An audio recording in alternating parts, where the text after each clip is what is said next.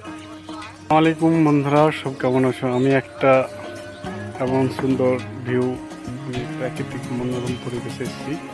দেখতে পাচ্ছেন পিছনে সেই ধান চাষ করার পর যে ধান করা হয়, ঝাড়াই করা হয়, তারপরে যে অবশিষ্ট অংশ খড় দেখুন পালা করে দেওয়া আছে।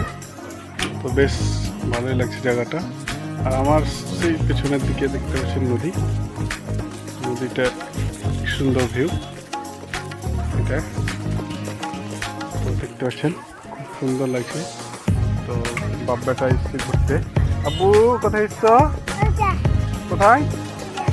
নদী নদী এসছো ঘুরতে? যে বাপ বেটা এসছি বাইক নিয়ে, একটা খুব সুন্দর পরিবেশে, বেশ ভালোই লাগলো। আব্বু, ও আব্বু, আব্বু তাকাও তাকাও তাকাও।